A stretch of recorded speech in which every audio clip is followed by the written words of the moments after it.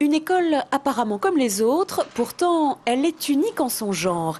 Il y a encore quelques années, ce site était une église, la paroisse Sainte-Marie de la Guillotière, vendue en 2005 par le diocèse de Lyon et reconvertie en établissement scolaire depuis la rentrée dernière. Les élèves ont remplacé les fidèles.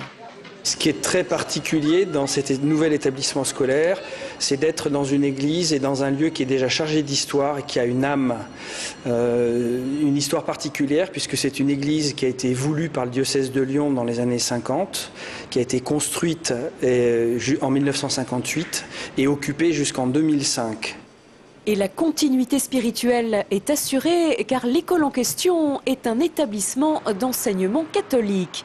De l'extérieur, l'ancienne église est restée intacte car l'architecte avait pour contrainte de la préserver et de conserver certains éléments, à commencer par les vitraux, comme ici à la cantine, un lieu hors du commun.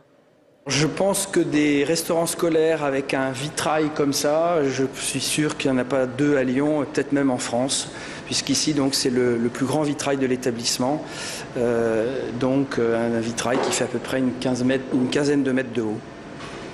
Ici nous sommes dans l'ancien baptistère de l'église qui maintenant a été transformé en oratoire pour les activités de catéchèse de nos élèves.